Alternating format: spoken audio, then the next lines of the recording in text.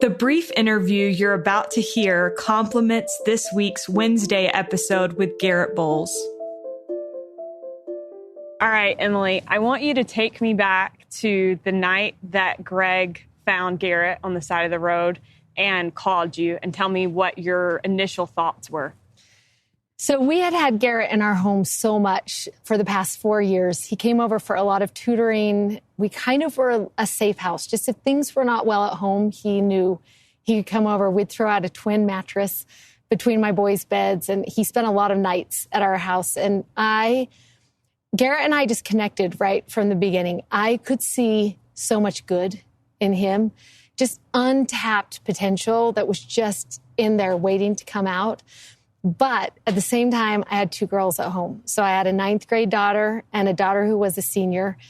And I knew about the hard things about Garett, like he talked about the dark things. And I knew who his friends were. I knew the things that he struggled with. And I was a little bit uncertain of like, do I really want to bring that and everything that comes with it into our home right now? And is this the best decision for all of us, right? For everybody in the family.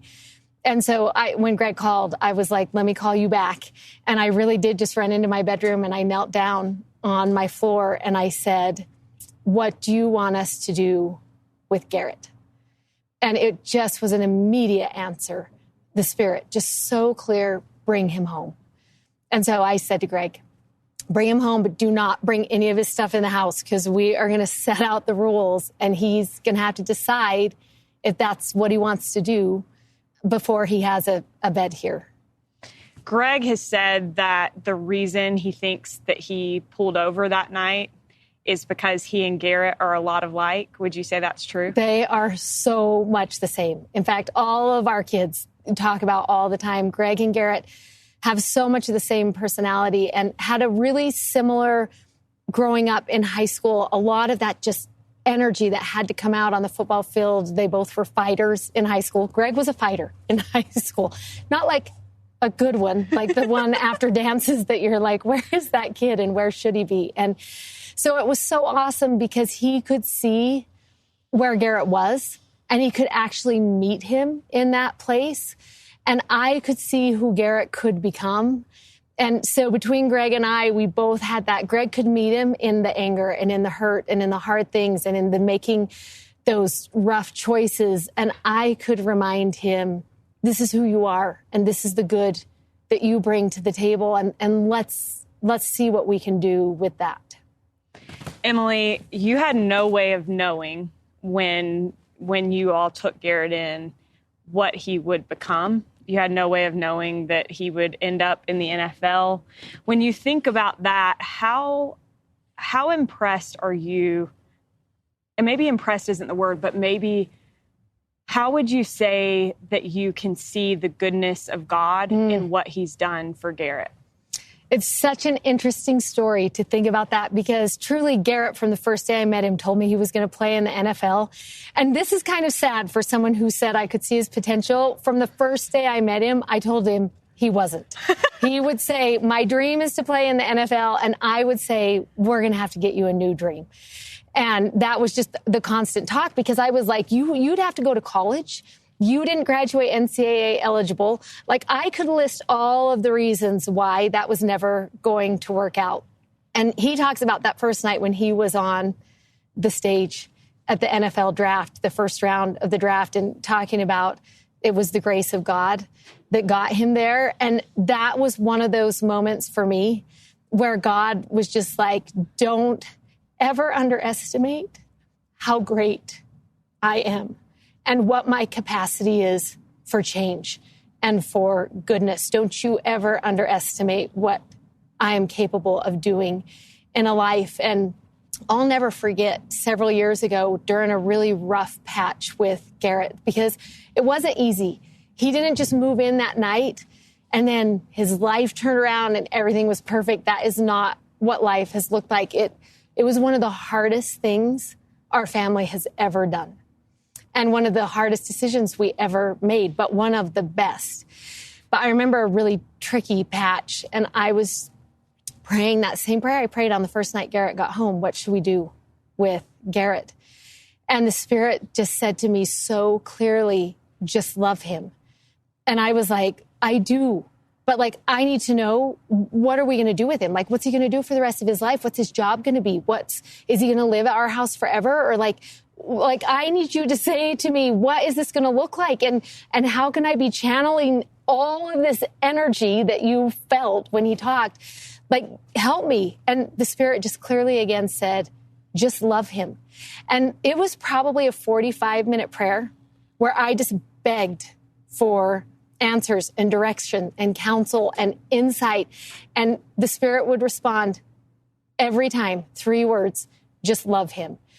And it taught me the importance of, first of all, setting boundaries, but then second of all, getting out of the way and letting God do his great work that we can't even imagine what he's capable of doing with a life. I love that you said that about love, because one thing that I wanted to ask you about was the ability to love. I think, we hear when you have a child that you just immediately feel this love for them. And I wonder for you, did that love, the mother's love, immediately come for Garett? And what have you learned about our ability as human beings to love people and to see them the way that God sees them? I think one of the most untaught lessons about love comes from the Book of Mormon. And there is one verse it's right at the very end, and it says, and it's just this prayer for the people. And in that verse, it says, would you please teach them grace so that they would have charity? And I think that might be the greatest lesson for each of us to learn. Because as I have experienced grace, I have come to understand God's love in my life. Every time I'm in that place of darkness or of where I need strength or I need healing or I need increased capacity and I feel that strength, then I am so grateful for God's love in that moment that he would extend that to me. And in my life, because I know grace, it allows me to give grace better. And what comes right on the heels of grace every time is charity. It's the love of Christ. It's being able to see somebody with his eyes and with his understanding when you look at them. And so I think sometimes if you feel like I'm having a hard time loving someone well, maybe we need to step back and look at grace in the story and where grace fits in and that enabling power of Christ to strengthen us in that relationship and transform us in that relationship to be what that person needs. I think for me, I knew the first time I met Garett, there was a connection there and a sweet experience that I have never shared, but a private experience where I made a promise to someone who was close to him that I would never walk away from him for his entire life. And it's a promise I think about regularly, particularly when things are hard, that promise that I made in that moment that I would never walk away. And I think one thing that I've learned is sometimes we birth our children, and that requires great sacrifice on the part of a mother. But sometimes our children come to us in different ways, and that also requires great sacrifice on the part of the mother. And it's within the sacrifice that the bond is forged. And that's the important part to remember. That's beautiful. Thank you for sharing that. Emily, we've talked about how you and Greg changed Garett's life. We talked with Garett about that. How would you say that Garett has changed your life? Oh, that is such a good question. And I think it is so important to think about that because I have laid in bed so many nights and thought I am a better person because what I have learned from this journey and hard learning, things that my eyes wouldn't have been open to or my heart wouldn't have been open to, and not just me or Greg, but even my kids' lives are drastically different. The trajectory of their lives is different because of what Garett blessed our home with and our lives with. And I love that God, if we are willing to enter someone's story, God will make us better for it. And that was true of the Freeman family when Garett walked through the door. Emily, one last question for you. We talked about Garett making it to the NFL, which was remarkable. But I think perhaps the even more impressive thing is the kind of dad he is, the kind of father that he is, how hard he's worked in the NFL to succeed. And so if you had to sum up how proud you are of Garett, what would you say? And I think you just hit the nail right on the head, because I go to every home game. I have never missed one. I pray my heart out for 4 hours while that game goes on. I tell people sometimes I pray harder in the stadium than I do at church. Which I think is so funny, Emily. And this is something that I'm not sure everybody realizes. You were not a big football family. No. Yes. In fact, I didn't know anything about football. When Garett declared that he was going to go pro, I watched my first full Super Bowl that January. That is the first time I've ever watched the whole game. And I really have no idea what anybody does.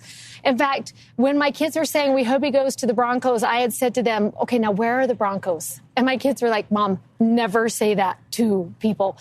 I know what Garett does. I know his position. I know exactly what the left tackle does. I have no idea who anyone else is on the entire field, but I am really good at the position of a left tackle.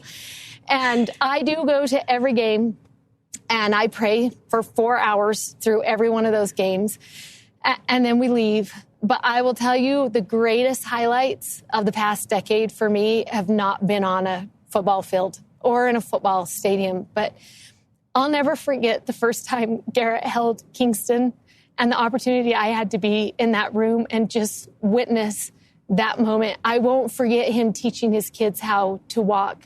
It is mandatory both kids are at every home game and lean over the stands as he runs past into the locker room, and he kisses and touches them before he goes in. And first thing when he comes out, I love that there is nothing more important to him than family. His motto is faith, family, football, and he lives it. That defines him to a T. I just thought of one more thing that I want to ask you, if that's okay. Emily, you just mentioned that nothing is more important to him than family. And I think that that's so powerful, because for the first 18 years of his life, his family situation was not ideal. And so for you to see him value family so much and to understand what family means and what family is about, and to know that that came from being a part of your family, how does that feel? That really is one of the things that has been so neat for me to watch, because I did worry what would he be like as a dad, and how would he enter into a marriage relationship, and how would he work through those things? And I will say this, one of the best things that ever happened to Garett is the people he surrounds himself with. And really quickly, he came up with a team of people who mean the world to him. They are his mentors, and they cheer him on. They come to one game every season, and one of them is my brother. One is his nutritionist. One helps run his finances and those things like that. He's put these people into his life that he looks up to and that he learns from as he goes through life. And he's learned how to model his life after theirs. And every one of them is a member of the church. And there are people who are just constantly teaching. And as he's gotten older, he's been able to mend even some of the stuff with his father, and allows that to also help mentor him into who he is. And that's one thing that I think is so powerful about this gospel and about our church. I love that there is a community, a kingdom community of people who are there to help lift and encourage and strengthen each other. And I've watched that happen in Garett's life. And I think he is the father he is today, not just because of Greg and I, but because he's chosen to surround himself with people who are championing his cause and reminding him who he can be. All right. I think we're good. We did it. Emily, we did it, you're everyone. safe. Thank you.